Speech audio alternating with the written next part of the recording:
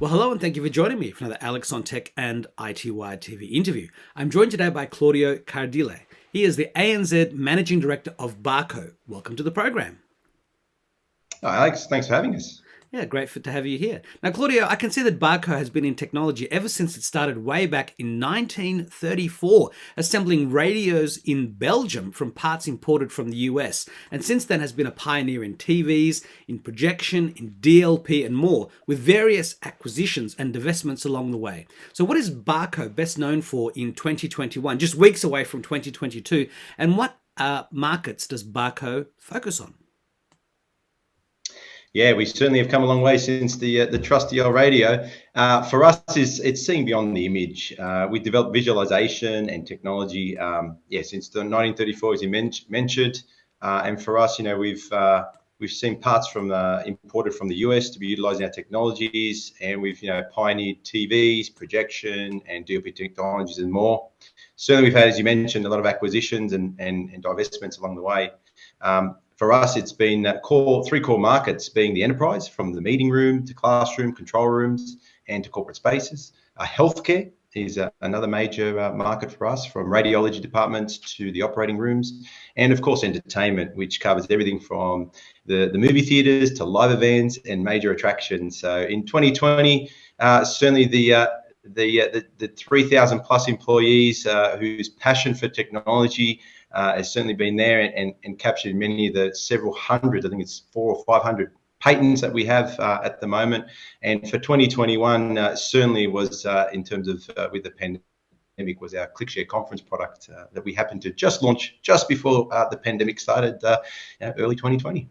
Yeah, well, look, we'll talk about ClickShare in just a moment. But back in June this year, when Australia looked like it had escaped the worst of COVID-19 and people were slowly returning to the office, there was a lot of discussion about the hybrid workplace, including ClickShare, and talking about the post-COVID hybrid workplace. Now, obviously, it's not quite as post-COVID as we hoped. The Delta wave of COVID-19 hit Australia in mid-July, and that resulted in Sydney, Canberra, and Melbourne enduring months of lockdown yet again. Now, we're out of that lockdown, and we now have the Omicron variant, which thankfully the WHO has said is, it might be more virulent, but it's not causing major, hospitalizations, and no one apparently has died from Omicron yet, which is a good sign. So it looks as though we are finally starting to emerge into much closer to a post-COVID world. And your report released in June was titled Outlook for the Post-COVID Workplace. And it was pretty spot on for the rest of the world, which was a lot freer. I mean, we do see more lockdowns and other things because the virus is so unpredictable. But its findings are relevant once more in Australia again, with 5 major trends uncovered. So can you please tell us about these trends and let's discuss them? Yeah, Alex, well, certainly we're in I think, a better position than we were, 12 months ago. So look, there's one clear fact is that the optimism, returning to the office, I know personally for me and the staff is certainly there. Well, you're back in the office right now, right? We are back in the office, correct. And, the back to the office scenarios are being encouraged by the C-level management. And that's in line really with what employees want. I think that's the key component. And more than half of the workforce, they're ready to return. And 90% plus are expected to be back in the office, 1 or more days in a short time, if not already. What's obviously evident in regards to, we want to work less from home than it was, say, 6 or 12 months ago. So, 2 days in 2020 seemed to be the usual response, but now it's 1.5 days for me personally. Yeah, 1 day a week. I think, we've re-engaged in terms of face-to-face, which I think is very clear. The other element is in terms of the actual, we have this Barco barometer, meeting barometer that we have, and it certainly took a plunge because we all suffered, I think, in some extent, these virtual meeting overloads. Yeah. And we had an index of negative 25, and if you look at 2020, we had a plus 17 and plus 63 in 2019. So you could see there was a deterioration on that. More than 50% of people really feel that remote collaboration, it doesn't come naturally, and I think we've had to adjust to some extent. So yeah, there's certainly some key indicators there in regards to the trend back to the office. Number 3 was the the search for more engagement really sort of challenges virtual, and especially if you consider where you need engagement with, your workforce, whether it be for training. If you look even in the classroom environment, it's pretty evident. So from that perspective, 1 in 2 employees, they want to go back to the office, and they are going back to the office to host a meeting, which is quite interesting. And there is a preference for this, hybrid or in person or virtual, and that really depends on the purpose and the type of meeting. I think that's really, really evident. No doubt for those meetings where they have to have, the brainstorming and creativity, where in person obviously can bring out some, additional conversations and so forth from that perspective. But certainly high engagement activities in terms of decision making, solution solving, and relationship building. That's, again, that face to face you cannot take away from that perspective. Yeah. And trend 4, I think many have seen this, and I think we've all lived and breathed it, is the laptop has become the epicenter of what we do. That's right. So we're talking 70% of employees, it remains as their number 1 tool. I think we've become accustomed to it, especially if a lot of us have been working from home.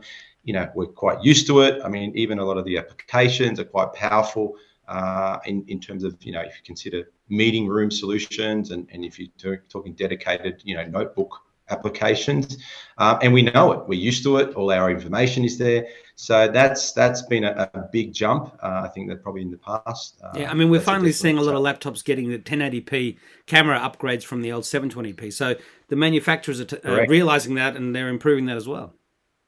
Yeah, and also the video conferencing systems as well. That's another element linked to that. And look, trend 5, employee-centric workplaces. Hybrid meeting investments. Really look, it should be in sync with the employee expectations, and that's something to really think about. Not only now but into the future as the next generation do come through. How and where they want to work and collaborate has become quite important. 40%, the feedback has been 40% of believe that companies, have not yet prioritized investment, so they want it now, or they should be already doing it in terms of serious hybrid collaboration. And the big piece, and not surprisingly, almost 90% of employees feel strongly that all meeting spaces need to be equipped with video conferencing technologies, and that's where obviously that video enablement and adoption now kind of goes into a second gear, because we've become so accustomed to it at home as well. Yeah, well, I mean, for years we saw meeting conference rooms that had that little polycom mushroom type of thing that sat there with the multiple microphones and picking up people from different parts of the room, and that voice conferencing was the way of the past. But now, of course, video is just natural. We're all used to it. It used to just be something in sci-fi. Now we take it for granted. I mean, I think I would have mentioned maybe last time we spoke, or certainly I've mentioned it previously, but some people are surprised to discover that Zoom's been around for 10 years. Some people only thought it came out during the the pandemic, but it's been around for a long time. And of course, we've been doing video conferencing for years with Skype and various other, Google Hangouts and of course Teams has blossomed incredibly. So Claudio, I wanted to ask, what is Barco's expertise in creating the right kinds of hybrid workspaces and hybrid collaboration? What products and services do you offer for both offices and remote workspaces, be they remote offices or in-home offices? Yeah, good question. Look, it's not new to us. We have been involved in certainly in the collaboration space, which naturally has just extended what we do. If we look at specific our workplace solutions, there's some clear solutions that stand out there. Our ClickShare Present, which has been around for, I think it's almost 10 years now, and that's become another important element within the video conference space, because again, people want to walk in seamlessly. I want to share my content wirelessly is a key part. Our ClickShare Conference, our wireless conferencing solution, that by far has been front and center for us since we launched it early 2020. And also extending beyond that in terms of the virtual realm is our WeConnect, which is our virtual learning and development and classroom solution. Again, has been around for a number of years, but taken into another stride because of the pandemic and the virtual realm in terms of what are the requirements, especially if you're talking learning and development and virtual classroom, engagement is absolute key to get the right outcomes. So for us, our readiness, we've considered and have launched in terms of analytics as part of those solutions as well, to provide either instant feedback or, post-session feedback to really allow those customers to review and understand, how their employees are using it, what are they using, to also assess on an ongoing basis the technology needs and adoption. And coupled with that is certainly our services. Now, the services extend from, the demand now is quite high. So what do customers expect? I want it now. I want it on time. I want it up and running 99.9% of the time. So advanced swap service facilities, extended service care packs, and also with regards to our WeConnect solution, a subscription-based offering as well. And we'll see that progress as the adoption really takes hold over the coming year or two. Yeah. Now, again, I'll have a link to the Barco report on the outlook for the post-COVID workplace in the article that accompanies this video. But it included 3 main takeaways that were designed to enable decision makers to anticipate and keep ahead of the competition as they shape the hybrid workplace moving forward, including focusing on an employee-centric work model. So what were those takeaways? Yeah, first and foremost was, reconnecting the organisation, and that's as a whole, but also with colleagues. It's absolutely crucial now. Again, engagement and retention. I think a lot of organisations are focused on that moving forward, especially considering now there is going to be a mix in terms of, on-site and remote workplace scenarios. 60% of employees think that their employer should start preparing or already be prepared for hybrid. That's without a doubt. Again, that kept popping up in a lot of conversations and research that we do. The key takeaway, second, was the one size does not fit all. So, different organizations, you've got different people, you've got different departments. They all have a mix of requirements and needs. So there's so many differences now that you need to consider that in terms of your technology adoption, and it has to be dynamic. You can't sort of stick to the guns. You kind of need to evolve with that. They need to look at companies need to look at the workplace strategies that allow this level of flexibility. And the key one is to empower employees. So whether they're in the office, whether they're working from home, they can continue with what they're doing, and again to drive output as a main focus. And the third, we mentioned about the adoption of 70% in terms of notebook being the primary obviously tool. We started talking about the bring your own meeting. We become accustomed to using so many different platforms, as you mentioned some of them before, that they want that choice. I know for me personally, I could be on one call now, Zoom, this afternoon be on a Teams, and maybe WebEx. So I think that is fundamental now in terms of we're not necessarily sticking with one solution or in terms of moving forward. 81% believe that easy to use technology really make it seamless in terms of a workflow. I think our expectations are much higher now than ever before to be able to just come in, connect, and get on what we want to do. I think that the meetings have also, because the demand of meetings is also, we're becoming more efficient. So with that is also the technology requirements. Yeah. And, were there any standout learnings from COVID and the digital acceleration that affected you and your clients? I know this is a question that, everyone's talked about digital acceleration, faster adoption of hybrid cloud, faster adoption of all of the video conferencing. But was there anything else that really stood out during the multiple lockdowns the world has faced, both here and globally? Look, I could speak on our behalf. Barco had, they had some great foresight beforehand. We did do a fair bit of digital transformation as an organisation before the pandemic hit, and it was fantastic by our key colleagues that focus on this area. One key learning from us was in regards in terms of the change in terms of information storage and sharing. I think that's become a very different view where it's expected because, we don't know where we're working. We may not be in the office. So again, is easy access. So utilising those tools. And as you said, they have been there a long time. It's just now becoming just the norm. And I think that's been a big shift for us as an organisation. Yeah, and also the amount of bandwidth we have for high definition streams has improved in 2021. I mean, I still remember when digital mobile phones started at 9.6 kilobits, which actually was a technology reversal from the analog phones that preceded it. Which I had a Banksia 33.6K modem that plugged into the PCM-CIA slot of a Pentium 60 laptop computer, and I plugged a Nokia phone into it. It was like $1 a minute to connect to the internet. You wouldn't do it for very long. But now, of course, we have 5G millimeter wave that can deliver multi-gigabit speed. So we've really come a long way. Now, also, whilst the lockdowns were in place in Australia, I mean, offices were more or less empty except for truly essential workers. So did you see that companies were taking advantage of that time to, in a COVID-safe way, upgrade their meeting facilities with Barco and other equipment? Yeah, well, certainly that was the case. There was a large drive, and I think that was covering all facets. I mean, we've all experienced, people that wanted to buy new monitors or webcams or, meeting room hardware. There was this pent up, back order scenario, and to some extent still it is today.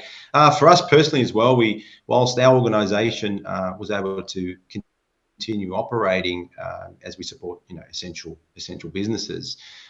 Even for us, we took the opportunity to ensure the safety of our staff and obviously those customers and people that had to come into our office, where we activated our most of our meeting rooms with the full suite of incorporating our wireless ClickShare conference and all-in-one, speaker and microphone and camera bars as well. Upgraded our display technology as well, just to ensure that there was that opportunity. Like most meeting spaces are quite confined, and we had to adhere to the square meter rules. So yeah, we certainly activated a lot of our spaces and obviously the tools for the staff as well to be able to continue what they are doing, utilising the video conferencing technologies. Yeah. Now, before we get to sort of the last questions I wanted to ask, is there anything else about Barco that everyone watching right now should know about that I haven't already asked? Well, certainly we are focused on this workplace solutions, and again building on. So some exciting new products coming in the new year from that standpoint. A lot of learnings. Big piece for us is accelerating the needs and requirements of our customers. So a lot of adoption, and because we've made a big shift to a lot more software-centric solutions, we are able to accommodate. So in terms of typical cycle for any new release has been quite compacted for us. So with extensive software team, so it's just the demands and needs. So and for us is to cater to those customers. So that's been certainly a big shift for us.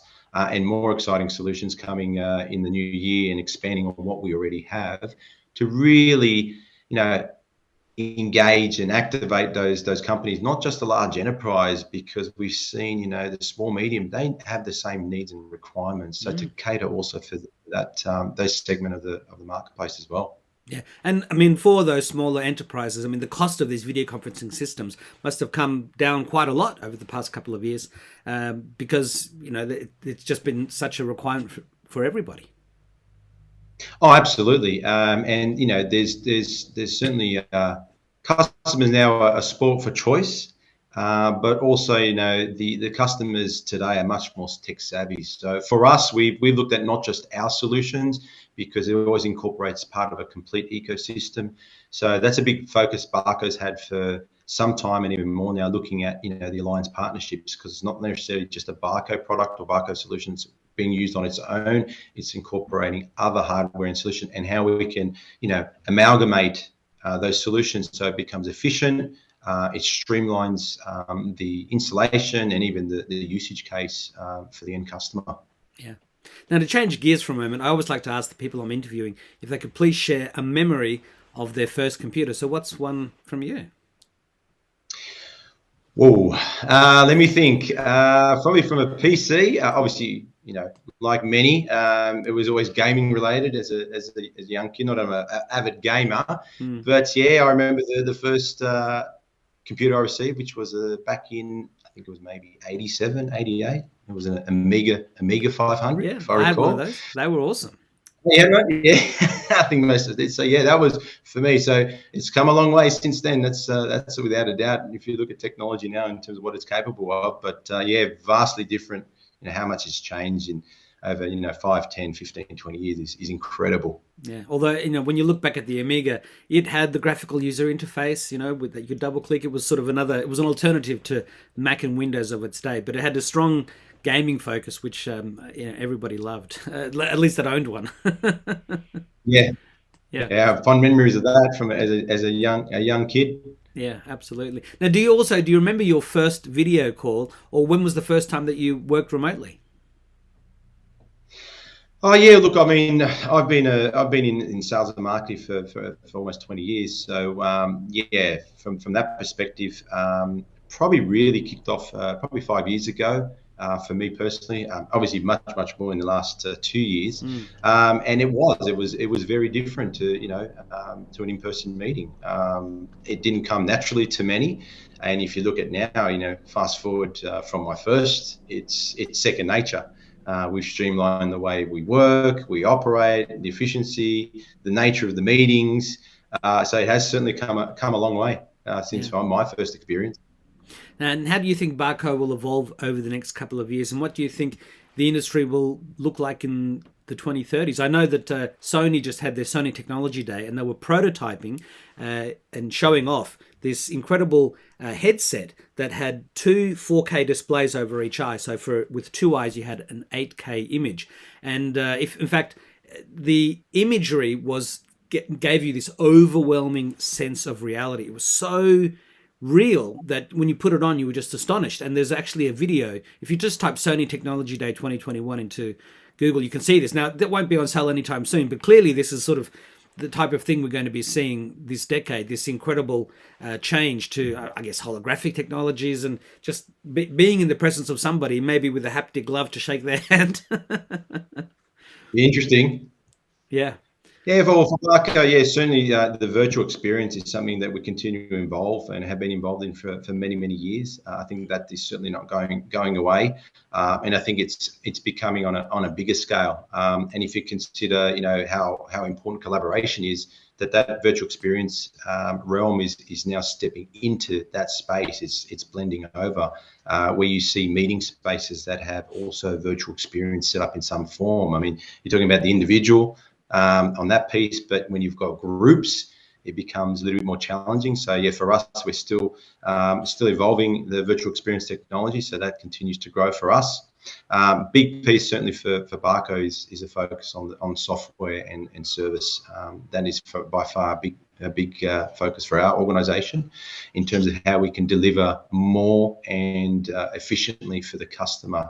And certainly software is becoming very, very critical. I mean, hardware will become, it won't be as center stage. I think the software and services will become far more paramount for customers, especially as a service model. And that's something we've already started and driving quite aggressively across the portfolio that we do have.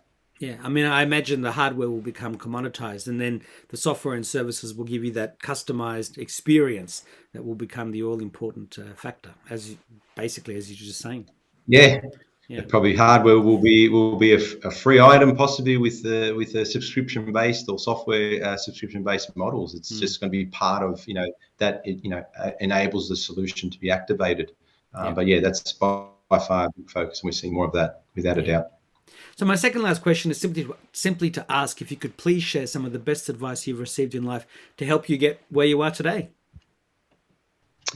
Yeah, there's been some interesting mentors and even colleagues I've worked with that worked in different areas. But I think one that resonates for me across no matter where you sit in the organisation is the customer should be at the heart of what we do every day. That should be our focus. It's that at the end of the day is the core focus, and everything else molds itself around that. So that for me is certainly the standout. Told to me by many different mentors in the past. And so what is your final message to iTWire viewers and readers, and to your current and future customers and partners? Look, I think there's much to look forward to. I think there's a lot of excitement. I think many are looking for a break at Christmas. That's without a doubt. Look, there's a lot of prosperity ahead. I think we're certainly can see more than just the light at the end of the tunnel now. Obviously we've undertaken many organizations, massive digital transformation. I think this is just a catalyst now of, what the future is going to be really like for us. Look, certainly wishing everyone a safe and Merry Christmas. And we are certainly excited for 2022. It's the year of the tiger. So it's all about fortune. And the big piece there is it's all about adventure in life. And I think many of us have really rethought about what we do and how we do every day. So I think there's much to look forward to. Sure, I'm very glad to hear next year is the year of the tiger, because I'm born in the year of the tiger, and I'm also a Leo, and I prefer cats to dogs, although I love dogs too. So I'm a bit of a cat person. So hopefully next year is not just everyone's year, but not just my year, but everyone's year too. So that's great news. Well, look, Claudio Cardile, ANZ Managing Director of Barco, thank you very much for taking the time to talk to us. I wish you great success in the future. Hope many more people are interested in checking out ClickShare and installing it, and I hope we can talk again. Fantastic. Thanks, Alex. It's been great. Thank you very much, Claudio. Thank you. Bye-bye.